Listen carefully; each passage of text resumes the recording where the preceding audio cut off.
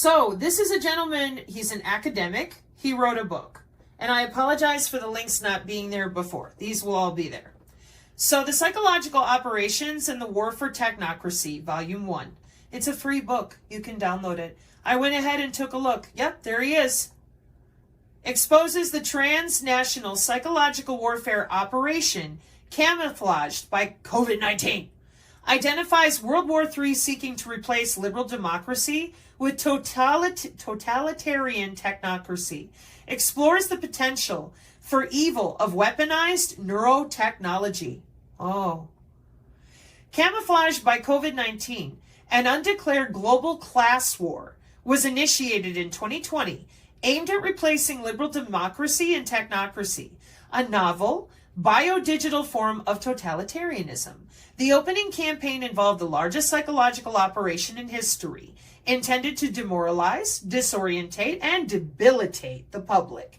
This volume deals with the application of shock and stress, trauma-based mind control, the use of fear and threat, cognitive attack, weaponized deception, and techniques for turning society against itself. Well, if all I could do was scream quantum dot and bioweapon instead of graphene health care, this should not be here. If graphene healthcare is here with all this market share and money, and it is, in the Royal Chemistry journals, but what have you been watching, Karen Kingston? What did she tell you? Oh, we're going to sue Pfizer. Well, you're going to be suing way more than Pfizer. Because these are, what you're looking at here with graphene healthcare, this is an industry of electroceuticals and something called bioelectronics. So tell me how you're going to sue this industry out of the sky too. You're not. They lied to you. They got you focused on bioweapon instead of explaining to you that we've had nano.gov making butt tons of money for 20 years. Talk about weaponized deception. Then they lied to you again and they told you you could take a product that would cleanse it out of your body. What did you find? Well, that wasn't working so well. Well, maybe that's because biosensors, which are required by cybersecurity law, are grown inside of the gut microbiome. In part, we have a bunch of them. We use them in all sorts of different ways. But molecular communication, here we are, growing bacteria-based biosensors in human gut bacteria. This is 2018.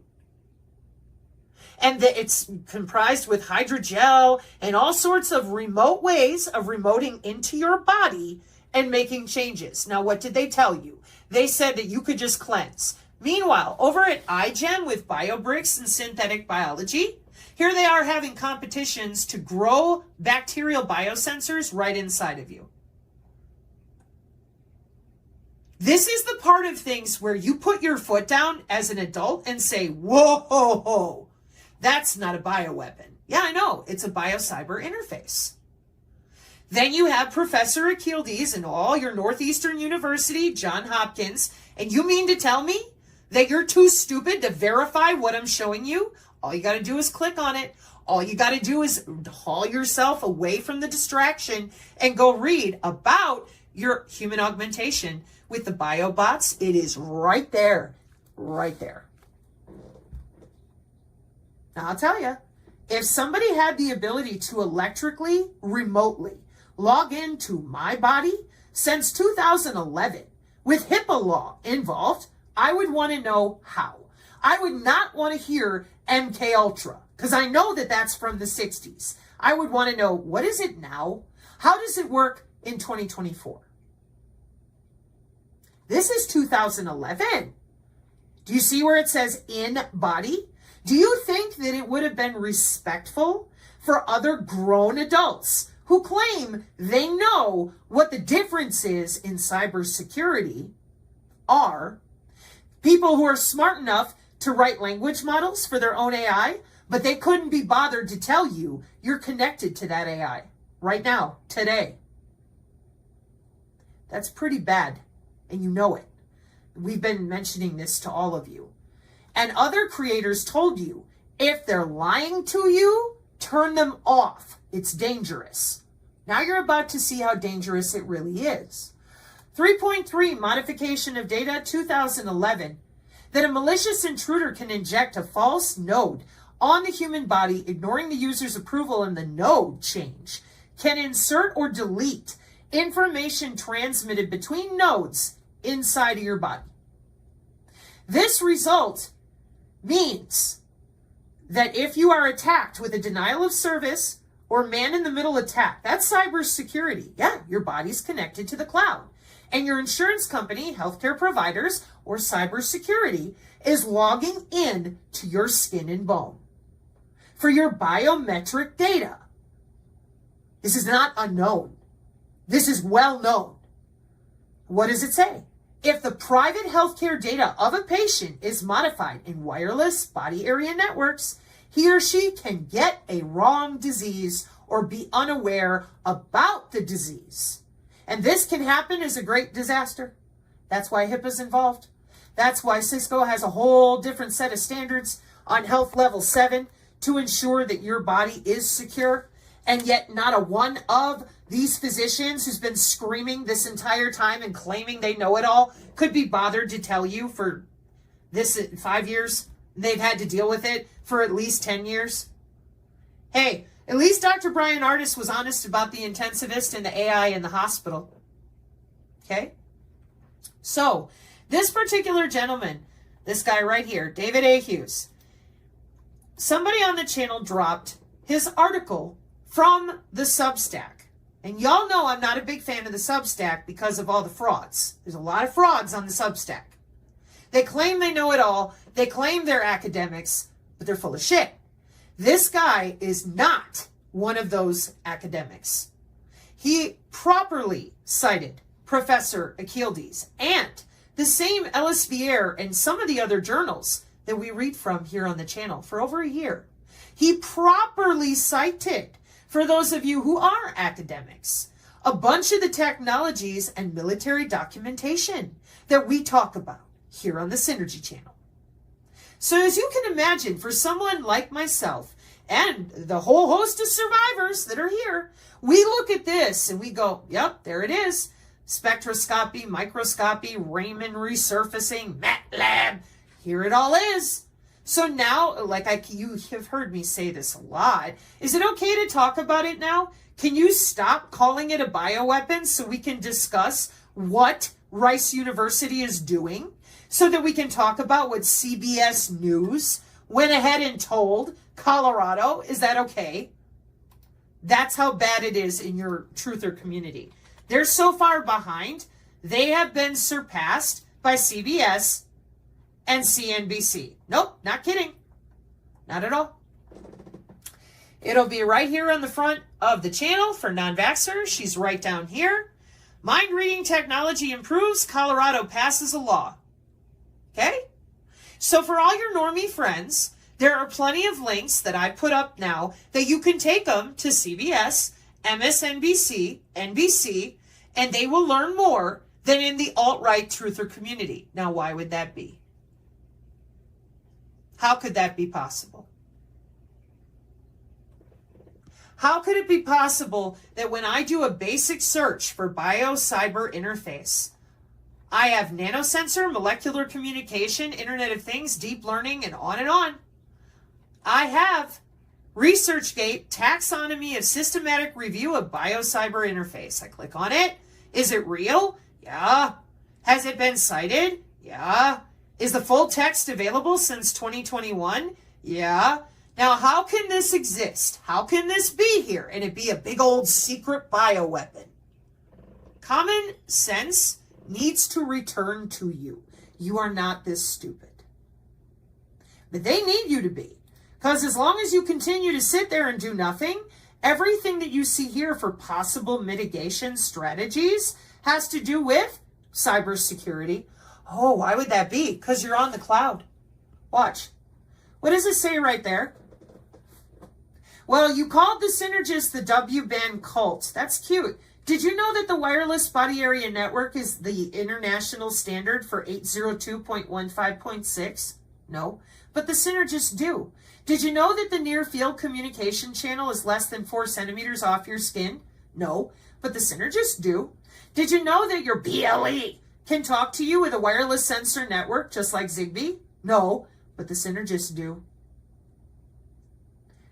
You never had the right to continue lying to people like this. You should have chosen a different path. And because you did not, I hope people make you accountable to the fear-mongering that you've gotten away with and the destruction of families as well. Because while you're screaming bioweapon and hell, they were told it's a demon portal. Just sit there and wait on Jesus to show up. Woe unto those who called evil good and good evil in these times. Truly. So your David Hughes here went ahead and wrote up a big Substack. And it takes 53 minutes, and there's a way you can play it. And then somebody showed up on the channel. And this is Mr. Hughes. Okay? And he had an interview in May. So I'm going to go ahead and push play. And all I want you to do is listen for 10 minutes of a 2-hour interview so you can hear this academic explain it to you just like I do, only without my tone and my jokes, because I can't, y'all out there never stop.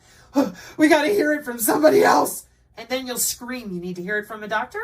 Or maybe one of those Substack academics that's real, like the Foghorn Express. Hey, lady, keep strong out there. Appreciate you. Amen.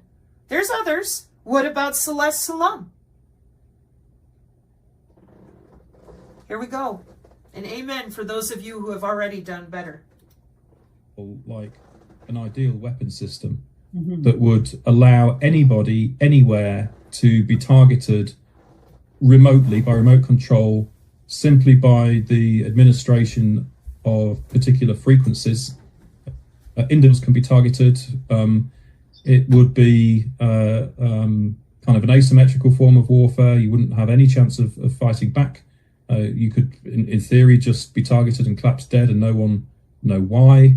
There's total plausible deniability around it. I mean, it is horrendous. Or the Starlink project as well, to make sure that every square centimeter of the Earth is internet accessible. Again, always provided as, oh, aren't we doing a good thing? You know, even in poor areas, we're making everyone have the internet. But not if it's all about this kind of transhumanist technocratic project to link human beings up to this network, because it then leads to really dark possibilities for, you know, potential remote control assassination, potential remote control torture. And again, I provide the evidence for this in chapter 8 of the book. You know, it's gruesome, it's dark, it's horrible, but I do think that we have to kind of face this evil square in the face, because this is all what is potentially coming for us now.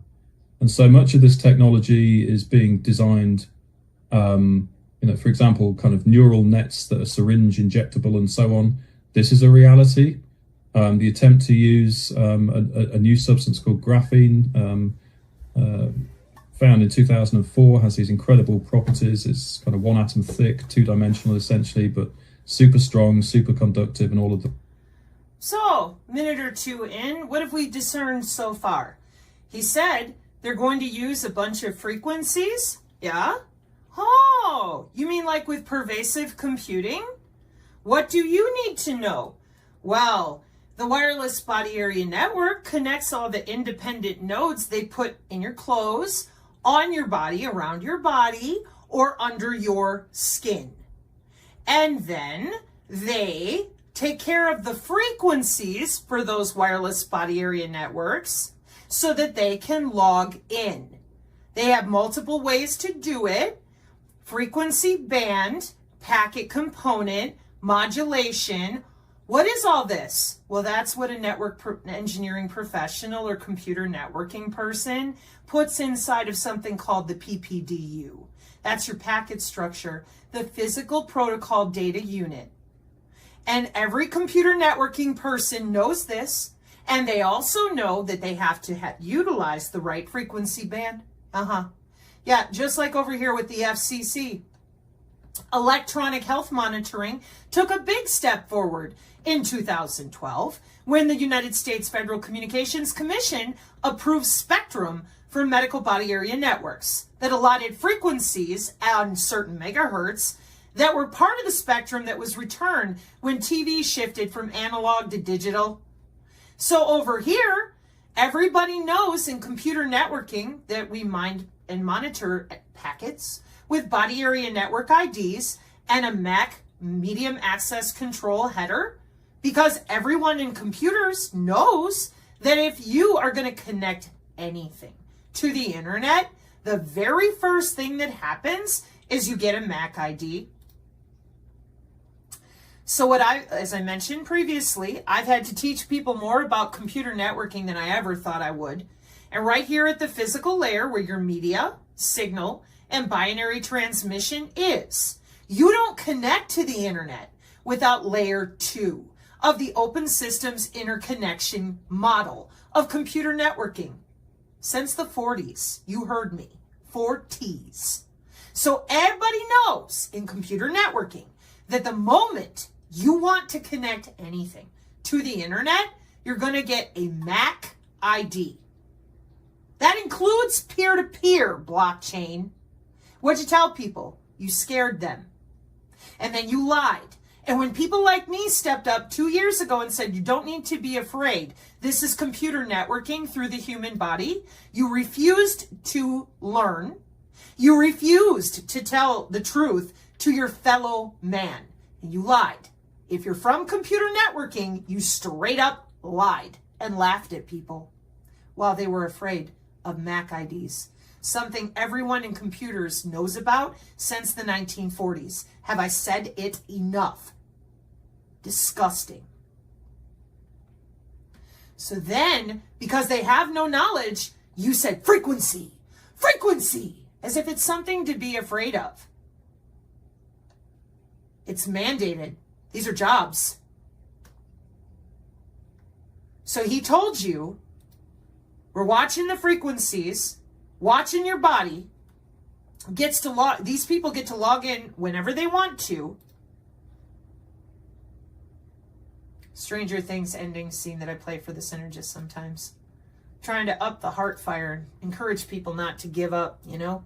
Well, maybe you wouldn't, but I hope you don't give up, because that bioelectricity of your body, when you can actually feel your biofield, formerly known as the aura, that you will feel the electricity coming and going. Not always, but the stronger the signal, the more you're going to feel it.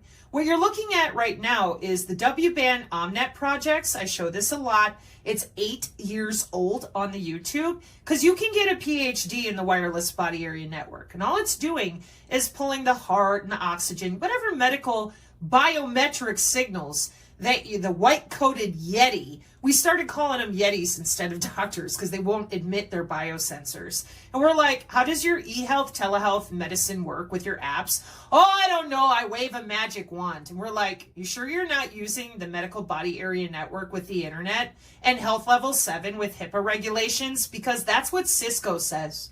That's what the new Biodigital Convergence Agenda 2030 lawfare says. It says that you have to have a security clearance to log into that there body and grow bacteria-based biosensors in it. That's what it says. But again, you told everybody if we took your magical product, that then suddenly we would no longer be connected to the internet? Well, that's not how it works. So why would you lie to people like that, knowing that your product would not be able to cleanse them from a biocyber interface that's being taught at Cambridge University today? Gee, I wonder. For the rest, again, this is all in Chapter 8, and various companies now are trying to use this to create neural nets that can go onto human brains. And they market it, of course, in terms of, well, it's going to hopefully provide a cure for Parkinson's and Alzheimer's and so on. Great, I hope it does. Brilliant. But it's obviously dual-use technology. And this is what no one stops to consider. Hey, here on the channel, the way that we explain that is we take you into the intra-body communication system for your nervous system. This is the back end of your Fitbit, your Oura Ring, and all your health apps. And we said, hey, this is the taxonomy of intra-body communication technologies.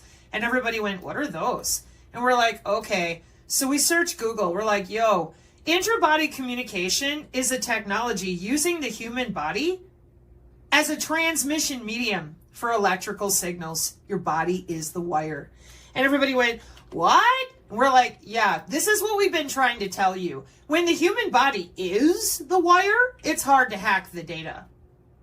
November 2020, IEEE, where we start out talking about Dick Cheney ordering his doctors to disable all wireless signals to his pacemaker back in 2007. Then you have the neuromodulation problem. Why is it a problem? Because we have a bunch of biomedical engineers that are already logging into body area networks, biosensors, and they're watching your neurons in real time. They know what you're thinking, doing, breathing. We already cracked the bioelectric code. For over a year, people who just play with commercial, we can buy it on Amazon right now, brain-computer interface, they know the neuronal loop is closed. They also know that brain-to-brain interface is not some sort of fairy tale. That's been handled for many years. Here on the channel, when I bring this up, we don't get a lot of the different papers because we end up in places and spaces with the wrong terminology.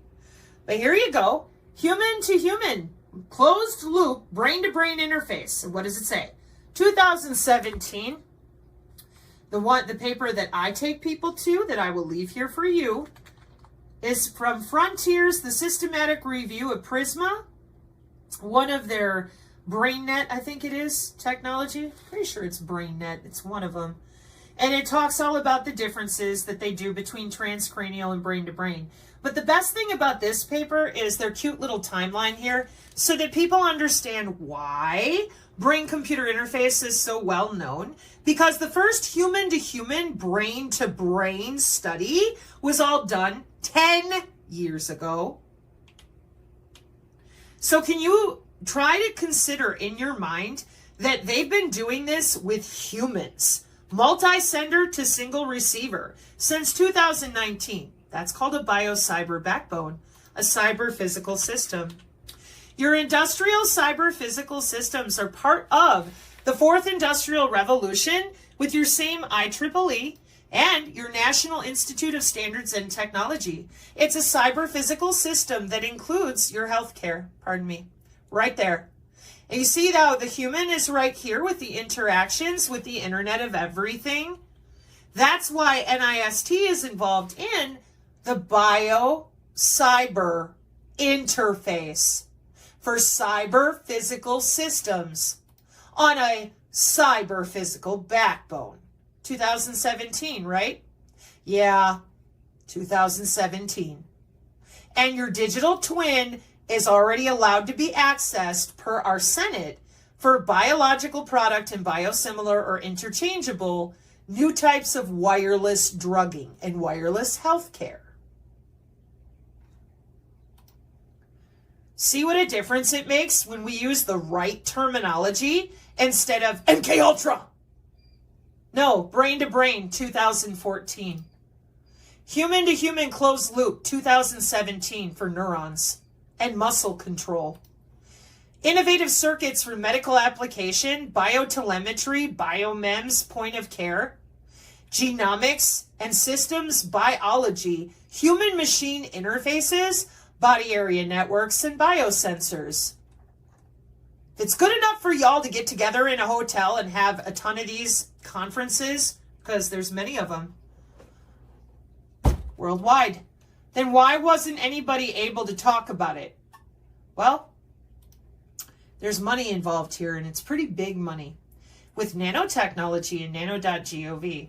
But first, let's return and let the academic continue to educate the rest of us. But in the hands of the wrong people, this could be used for purposes of direct control over human bodies and direct human enslavement. So this is a really terrible thing. That's the part I forgot. You'll have to pardon me. I apologize. So here's your electromagnetic methods for your intra-body communication technologies, defined as a technology using your body as the electrical transmission medium. And I told you that we're here at the Internet of Medical Things for the intra-body communications for your nervous system. And you, whoever you are, well, they love us. Do they? I'm sure they do. What is all this? See, we've been living in a world in which you keep telling everybody there's no aura. That's all foo-foo and woo-woo. The chakras are foo-foo and woo-woo. Okay. How are you accessing the body? How are you turning the human body into a transmission medium for electrical signals? Wow.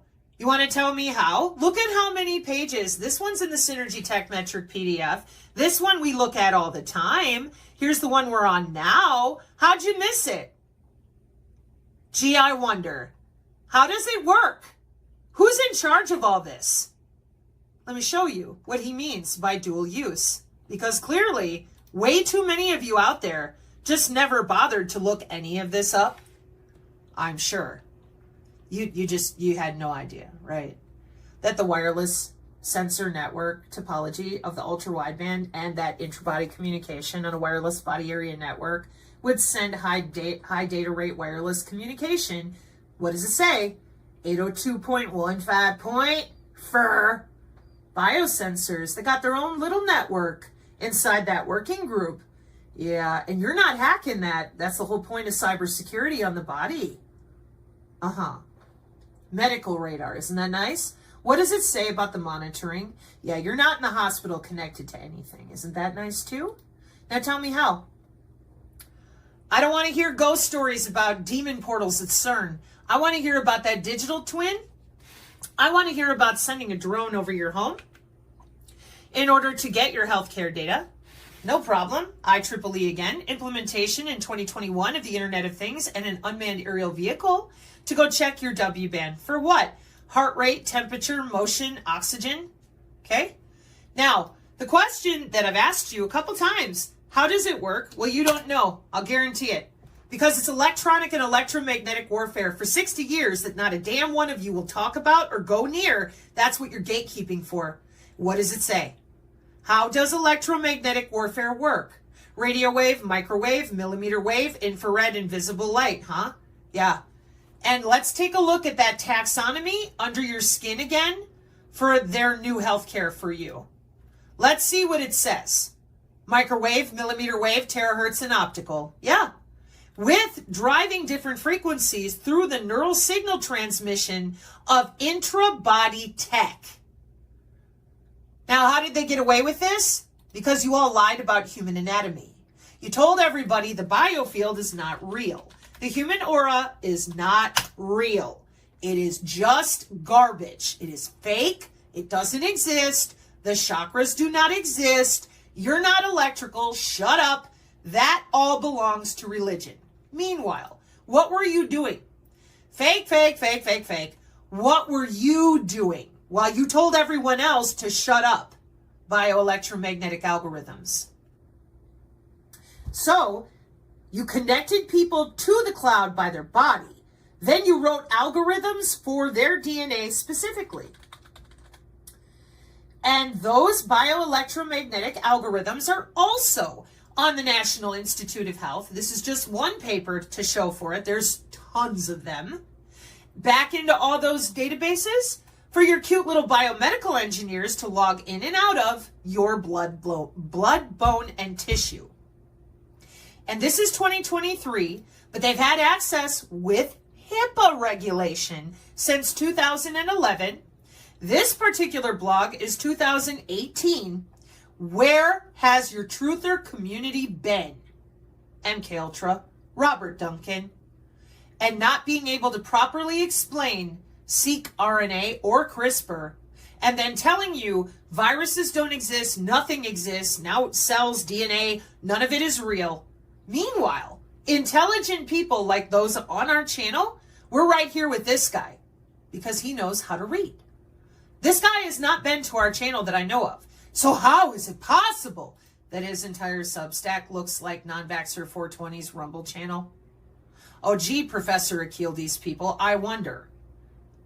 Do you remember me telling you this isn't hard, it's ugly, that the emperor has no biofield? One more time. You can write electromagnetic algorithms for a chunk of human anatomy that doesn't exist? Come on. You shitting me? Human biofield. There it is. Whoa, but it's bioelectricity in the body. Let me help you.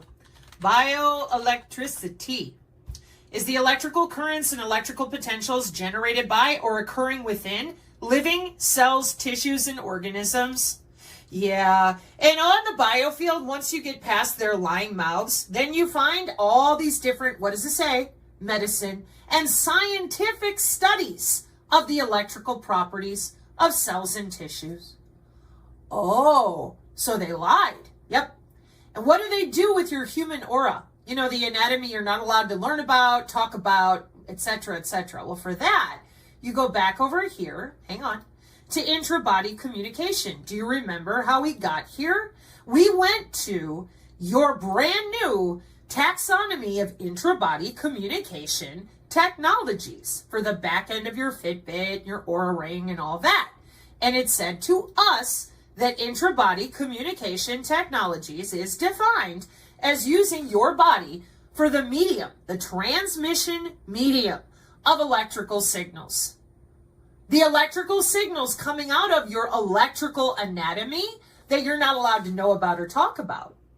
Because you were told that the human aura did not and does not exist. You were not properly educated on chakras or any of that. So you're thinking, hey man, that's all fake. Oh. So your body's not electrical or magnetic and you can't feel your own skin, right? Perfect. Because they're routing computer data through you to affect your blood, bone, and tissue. And now that nobody can feel their own skin, well, here they come. They're just going to log right in and fix you with precision AI healthcare. And people said, Sabrina, that looks like Kirlian photography. I said, yeah, because it kind of is. They're measuring the magnetic human body communication or electrical. Either way, they know exactly where it's going to hit on the body, how, when. They measure it all day, all the time. And that's how the AI and the air particulate are doing it too. Here's Purdue University. And every time we go here, it's the same. Here's human body communication. I'm like, do you people just ignore it? The traditional W-band was not cyber secure. It created a radio frequency bubble around the body. So we had to tighten that up to just using the body itself. What does it say? Conductive layers below skin. So we're using the galvanic skin response to do this to you because your skin is electrical tissue. And you can't even stand up for yourself and say, oh, no, this is inappropriate. Nope. You were told, shut up, it's MK Ultra. That's what you were told. Instead of telling you, hey, that's a body area network. Yeah, they've been working on those since 1995. Remember what I said about the near field channel? Being 4 centimeters or less off your skin? Yeah. And the nano is inside of you? Uh-huh. And everybody said, nano? What is that? Past 20 years, entitled NNI Retrospective Video, Creating a National Initiative, produced in cooperation with TV Worldwide and the University of North Carolina, Greensboro. The video documents how an international science and technological endeavor was set in motion by the creation of the National Nanotechnology Initiative in 2000. Let me rewind that for those of you that still don't understand how bad they psyoped you by lying for 5 years. Okay? They told you this is a bioweapon, patent, quantum dot. Listen carefully to how long they've been working on this and making money. Initiative, produced in cooperation with TV Worldwide and the University of North Carolina, Greensboro. The video documents how an international science and technological endeavor was set in motion by the creation of the National Nanotechnology Initiative in 2000, with a cumulative U.S. investment of $36 billion by 2021. So do you think that maybe somebody should have told you a little bit more than that CERN's opening demon portals and the world is ending and pharma? Yeah, I used to work for Pfizer. Pfizer gave you a demon field. If you took the shot, that's the mark of the beast. You bought that, huh? Nanotechnology is now pervasive in comprehension of nature, solutions for emerging technologies, and in all economic sectors dealing with matter, energy, and life systems. All of the interviewees in the video provided very special insights as they reflected on the past 20 years of the successful National Nanotechnology Initiative. One of the main outcomes of the NNI after 20 years of federal investment is one of the key technologies that was needed for these mRNA vaccines. So if you got a Pfizer vaccine or a Moderna vaccine, the only reason that worked is a nanotechnology called lipid nanoparticles. Now, intelligent people would have stopped right there and been like, okay, what is that? Does it really exist? Does it have market share? Most clinically advanced non-viral gene delivery system. Oh, precision nanosystems. Holy shit. Wow. MDPI. John Hopkins. American Chemical Society. You call that a bioweapon? So you're going to go round up all these companies and universities? Boy, that sounds fairly ignorant. Yeah, because this is not a bioweapon. This is nanotechnology with nano.gov for 24 years now. Patent, quantum dot. It's not appropriate. Never was. And there is no justification in your bank account that will undo the damage you've done. All of you that did this. That we are looking at. And the sad thing is that there is no reason to imagine that this technology will be used responsibly, because what have we seen since 2020?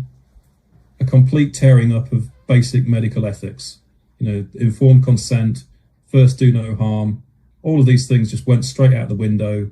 Mass violations of the Nuremberg Code, coerced injection of a reported 5.5 billion people with substances which I've already shown contain a whole host of undisclosed ingredients. There's no reason to think any responsible behavior will govern the use of this technology. So if you want to know what the dystopian future looks like, it's probably even worse than you've already imagined. How likely is it that we are heading into this dystopian future? What if you had to make a prediction? Well, I'm not in the business of making predictions because I don't have a crystal ball. But the outcome will be determined in the struggle. Yeah. So again, this is why, coming back to your earlier question, this is why it's not acceptable at this stage to be sitting around saying and doing nothing. Yeah. Because if you do, you are aiding and abetting the kind of nightmare dystopia that I have just described. So if, as much as anything else, what I'm trying to do, with these books and articles and interviews and so on, is to get people up and active and actively resisting. The book is dedicated to all who are resisting the global technocratic coup. And there's a reason for that dedication. It's to recognize the efforts of those who are and to spur others to do the same.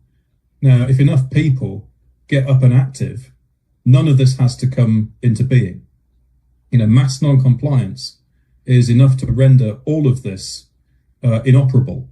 So in a sense, we don't even need to know who the ultimate perpetrators are, because as I say, many of them try and kind of hide in the darkness the higher up the power structures you go. But given that we know that this is a war that is being waged by the few against the many simply needs to stop complying with the terms of its own gradual enslavement. And all of these technologies need to be challenged. All of these agendas, like the smart cities and the central bank digital currencies and the social credit scoring and the ULEZ and all the rest of it, all of it needs to be challenged at this point, because it's being rolled out largely without the public's consent, largely without consultation, largely without adequate safety tests having been done, and all in a context that I present here in the book of the darkest imaginable project for a novel biodigital form of totalitarianism. So if enough people see what's going on, we have a chance of stopping it. And that's why I have written these books and doing the work that I'm doing.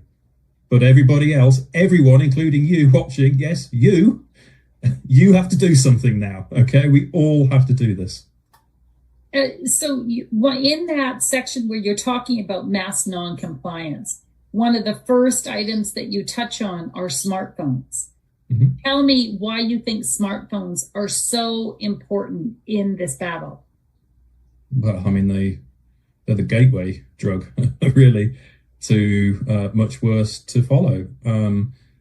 Let's take Klaus Schwab in a book he wrote in, I think, 2016. And he says something along the lines of, well, most people just carry a smartphone with them wherever they go, which is true. Most people even take them to bed at night. It's disgusting. Most people are completely addicted. So he says, and again, this is 8 years ago that he's making these remarks in his book. So most people essentially have already kind of made that kind of form of integration with technology because they're literally inseparable from their phone. They literally can't go anywhere or do anything without having their phone with them. It's unbelievable. But I would say the majority of society is now like this. And again, it's so sad when you wander through these kind of downbeat town centres and there's just all the zombies around just staring at their phone. It's awful. Anyhow, now it's also known that your smartphone is hoovering up all your data. Every kind of keystroke you make is ultimately being, all the data is being stolen essentially by Apple and Android and Google. I have a part in Section 8 about big tech. It is big tech and the intelligence agencies are one and the same, and they always have been. And it goes back to 1969 and the birth of the ARPANET, which was the precursor of the internet, in a context which has just followed, for example, Operation Phoenix in Vietnam in 1968, or the Indonesian coup. And it's all bound up with what Kees van der Pijl calls the information liquidation model. Oh, well, thank you, sir. Correct. So what the US did, what the CIA did in those countries, was to use data, information, to be able to find out who the key organizers and resistors and so on were, and then to send in squads to go and assassinate them. In Indonesia, over 1 million people were killed this way. So the whole point is if you can have this kind of total data network, then you can gain total military control in that way because you just know who to move in and kill.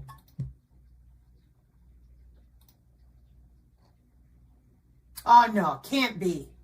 No, there's just no way that they have a global information grid.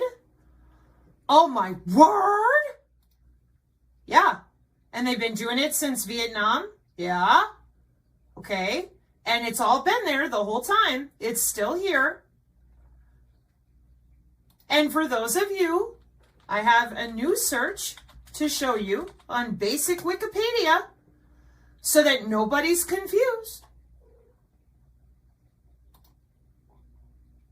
Strategic Command is one of the 11 unified combat commands in the U.S. DoD, headquartered in Nebraska, responsible for strategic nuclear deterrence, global strike, and operating the Defense Department's gig. The same global information grid that we went over on the Synergy channel numerous times so that other people could start talking about net-centric warfare, biosensors in American citizens for biosurveillance. There it is. Wow, that was hard. Net-centric warfare. That's the same thing on the Computer Weekly article. And power to the edge. In all the different ways that the US DoD has mandated that the global information grid will be the primary technical framework to support U.S. network-centric warfare. Sensor systems. Ta-da! Oh, how'd they get the biosensors in us? Because the biosensors go all the way back to the 60s. We've also taken all of you through that numerous times. And we're like, yo, these things have been around for a very long time. And we use them in everything. Soil, food, pathogen, drugs, water. I don't know what it is. I don't believe you. I don't. I don't believe you. I think you're hiding it from people because you don't want them to be able to know what you're really doing. As long as everybody's dumb as a post, pardon me, then you get to continue telling them that it is a bioweapon from some other country. They remain terrified buying your bullshit products, and they have no damn idea that this is all mandated by DHS and our whole government since the 50s, where they literally go to their modeling technology events and they learn how to use network modeling software with your DigiTwin to change your bioelectricity. There they are. Sensors open system architecture for what? Command and control. Here it all is. The DigiTwin in business in 2019, no longer separated as humans and things like it started. Now it's the Internet of everything.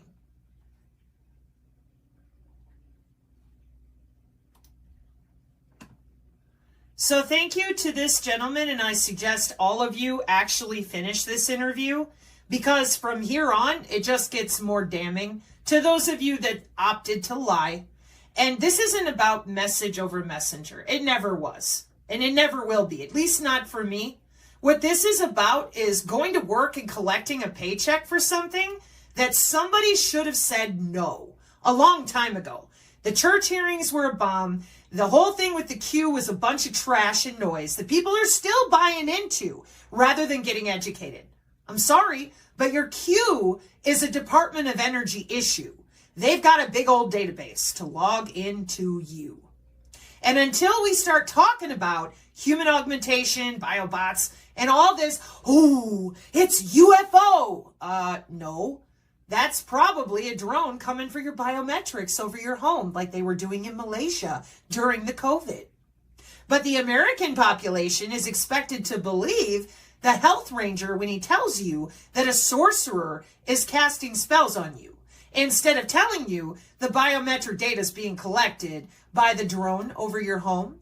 That's not a sorcerer. That's the IEEE again. And they're not a Reddit group.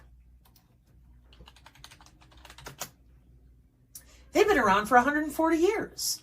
That's the professionals who are providing you all this technology courtesy of your ITU and your United Nations Agenda 2030 and C40 agendas that are ongoing. So those of you that are making money, bringing us biological to digital and converging all of us, oh, but we could have good AI, and you could have done that 5 years ago because you guys have been planning for this for 20 years or 50. Depending on who do you want to listen to? The IEEE, the DOD themselves, the IIT-SEC. I mean, who do you want to go and listen to? The Air Force Research Laboratory will be here for several more hours. I would really genuinely appreciate if people would actually listen to this guy. It would be nice. It would be great. This would be the first doctor that I could point to and say, hey, at least this guy told the truth. So the next year, 1969, there's the ARPANET. And of course, the potential and the purpose from the very beginning was always counter-revolutionary. You know, it was always to be able to try and get all of this information about people, so you'd always know where they are, what they're doing, and increasingly now, everything about their lives. So, you know, it's interesting. So much now can only be done through apps, which you download through your phone, the kind of authenticator apps, and so on, when kind of face scanning is required to open accounts or whatnot. We've gone past that. So here in closing, pave pause with the Air Force, because she's still there. Phase array, baby. We're doing great. But see, there's a problem with this. Your pave pause system goes with your millimeter wave beam steering. Well, in 2018, we slapped that on the back of a phone. Yeah, that's a phone. Beam steering antenna for your 5G phones. Golly gee willikers, what did we do next? Well, we made proprietary software that logs into wet lab molecular biology and uses microarrays. And microarrays, pardon me, have something in them called, or rather have accessibility to, do you see it yet? Biosensors. Point of care. Wow. And it's proprietary and open source. I wonder what this bioconductor open source software for bioinformatics connects to. Well, that's easy. Your genomic data with your Q, the Department of Energy. And more than them. Oh, we've got genomic databases all over. We got DNA radar coming up with Ginkgo Bioworks because this is so well known to emergent technology. Emerging technologies. Examples: AI, 3D printing, gene therapy, nanotechnology. And we click on it in Wikipedia and it says, emerging technologies are technologies whose development, practical application, or both are still unrealized. Then you look to your left and you see distributed ledger technology. That means your Bitcoin is still largely unrealized, like the nanotech for 20 years. And then everybody went, but Sabrina, it says transhumanism right there. And I'm like, I understand that, but I don't think people really believe it. And then I forgot to scroll down myself.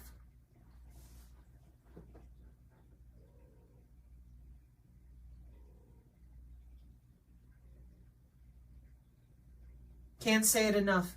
If you've had your mouth glued shut to protect the electronic warfare divisions for 5 years now, you've been helping eugenicists. That's what you've been doing. That's what you're still doing. These are databases. This is technology that has harnessed human biology for nothing short of total control down to the bone marrow. Every single human out there who came across this at any given level would have said no if they were human. Right? Wrong. This has been going on my entire life. You know what's even more sick? The majority of people who've come across my channel, they have no empathy for me at all. None. None. Zero. That ain't good. But you will not scare me off. Every human deserves to know that their body is electrical, has bioelectricity, and that they are now under surveillance by the DHS and the biosurveillance divisions. Rather than being told ghost stories, UFO stories, they should have been told, we got you on a database, and we're practicing eugenics in the form of macrogenomics or omics. That's what it's called. And in biology, the word omics refers to the sum of constituents within a cell. You think seq-RNA and CRISPR is all they got? Huh? Bioinformatics, DNA, RNA, protein, DNA origami, DNA steganography. They write code to your DNA.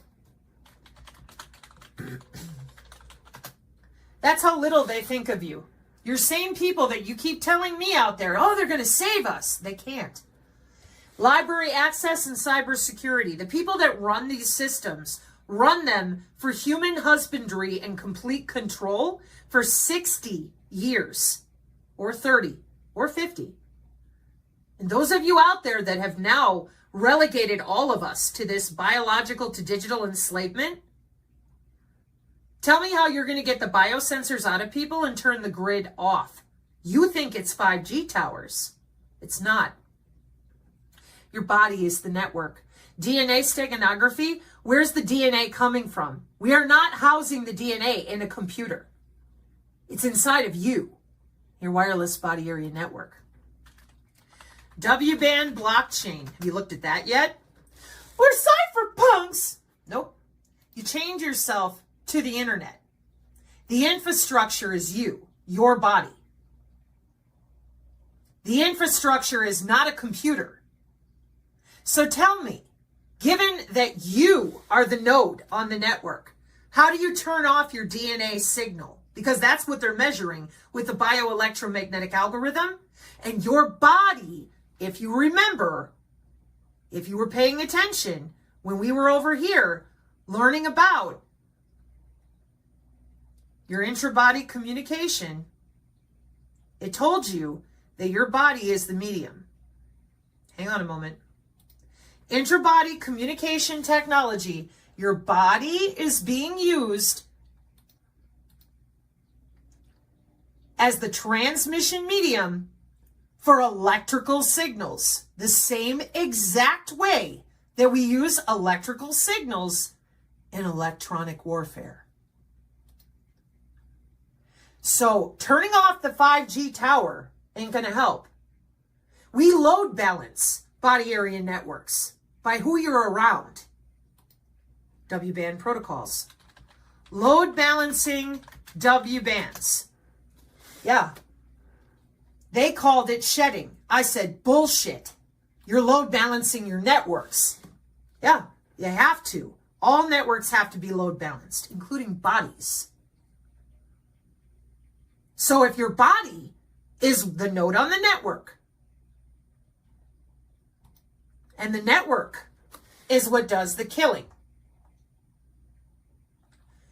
you turn off the 5G tower, which in the diagram is up here by the hospitals and the cloud servers. You're way down here in the personal area network. And if you're not from computer networking, I understand why you're confused. Oh, we're going to take the towers down. And I said, that isn't going to help you. Check out this little graph right here. The nano is inside of you. You're inside of your personal area network, maybe with another human, maybe with your smart fridge. Then there's your local area network of your house. Then there's this is a campus area network, for example, but it could be just one part of your community. Then there's your city. Oh, yeah, networks and networks and networks, right? Okay, but what is carrying that electrical signal? The band, the body area network, inside the pan. So you have to turn off your DNA to stop the signal, per cybersecurity, since 2011. Now, if you were in my shoes and your crime was surviving DARPA N2 and having a job working for Charter, the cable company for internet service provider, that's my crime. I had no damn idea about any of this, but I've spent 2 years online reverse engineering it because nobody else would open their mouth to let people know you're connected to the internet, straight up, straight on. And somebody has a remote for you and they're not going to give it up. That's exactly what the eugenicists that were all around me working jobs, Fort Meade Station 1, Signals Intelligence, that is exactly what they all said. In 1982, 3, 4, and 5, we will never give up these remotes. Well, it looks to me like they're doing just fine with the help of the truther movement.